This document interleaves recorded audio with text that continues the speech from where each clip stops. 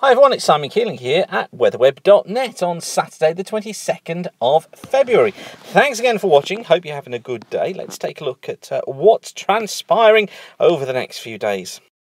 First up, I thought we'd look at the Arctic oscillation over the coming 14 days, or at least the forecast for it. Here it is.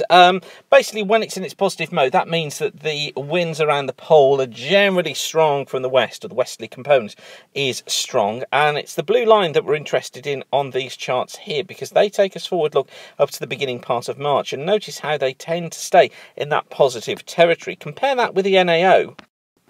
For the same period again, looking forward for the next couple of weeks. This is how the NAO looks. And again, look at that, staying positive. This blue line here, constantly above the neutral sector, so staying positive, and that indicates that the westerly winds across the Atlantic stay with us.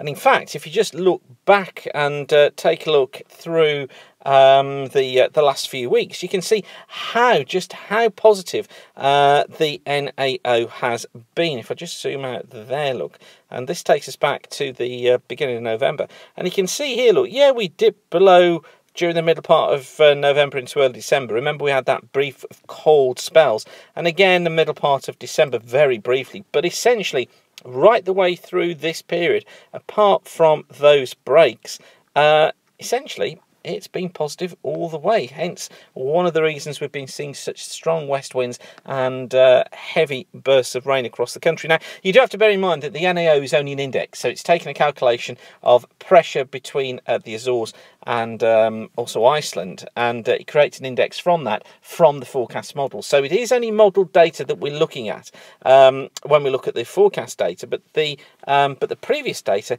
is actual data, so that tells us where the index has been.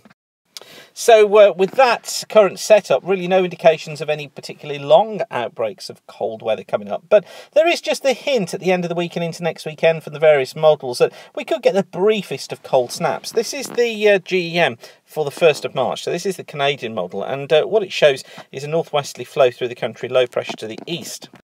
Compare that then with the ECMWF, again, low pressure in, look, northwesterly winds. And also with the GFS ensemble, which also has the low to the east and the northwest wind. So this would probably bring some wintry showers southwards through the country, particularly across Scotland, Northern England, Northern Ireland, parts of Northern Wales during next weekend. And it'll be cooler than it has been. But you notice there's nothing really dramatic on there. And also on the ensemble, look, notice that ridge building out in the Atlantic. This becomes quite an important feature. Not that particular ridge, but ones that follow on. Because all the hints still are, both from the CFS and from the JMO, of this idea of a build in pressure.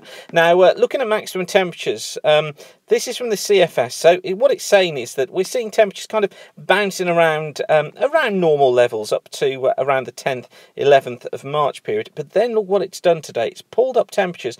And basically what the CFS is going for is high pressure building in during that middle part of March, giving us a real taste of spring.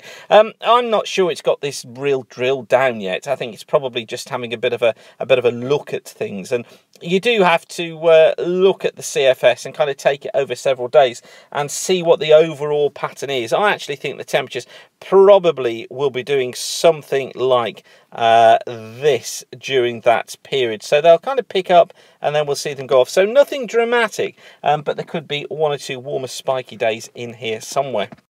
So hints of some dry weather coming through still for that middle part of March. Now I think we need to watch from the 5th or 6th onwards for a potential start, and then from the 11th onwards really before we see what you would call proper almost ridge high pressure conditions across the country building their way northwards. I still think Scotland could end up with rain through that middle part of March though. I'll keep you updated of course on how things develop with that, but let's just whiz through the charts now for the next few days. This is today. We've got this broad southwesterly flow across the country, bringing some cloud across these western areas, but many eastern areas are enjoying a fair day with some sunny spells.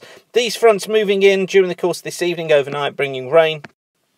And that will become slow moving across Scotland and across Ireland during the course of Sunday. Some pretty heavy bursts of rain there, and pretty windy too. I think we're going to be finding gales across northeast England, Wales, perhaps parts of southwest England as well. I think largely dry though for Sunday across central and eastern areas, so make the most of it if you can. And then this rain spills eastwards into Monday, and the front becomes stuck in the east. I think quite a cloudy day overall through Monday, before we pick up low pressure look into Tuesday. That drives this front eastwards, taking out breaks of rain with it. Heavy showers following through Ireland, Wales and southwest England, and these then pushing their way east on Tuesday afternoon. So an unsettled day, and we need to watch what happens to these winds late on as the low moves in, because it could be they bring an area of severe gales to much of Ireland, Wales and southern England.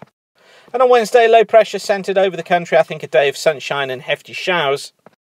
Deep trough at 500 millibars too. And then through Thursday, more fronts moving in. I think this feature mainly affecting Scotland and northern parts of England. Then basically dry for England and Wales and Ireland. But this front moves in late on Thursday, bringing cloud and outbreaks of rain in from the southwest during the course of Thursday afternoon.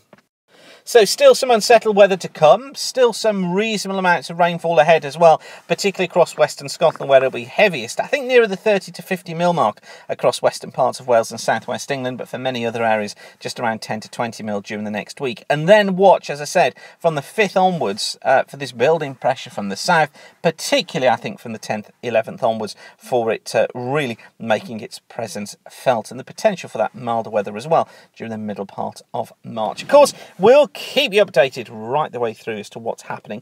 But for now, thanks for watching weatherweb.net. Whatever you're doing today, keep the sun shining. Please do continue to spread the word about our forecasts and what we're doing here at weatherweb.net. And have a great day. Bye for now.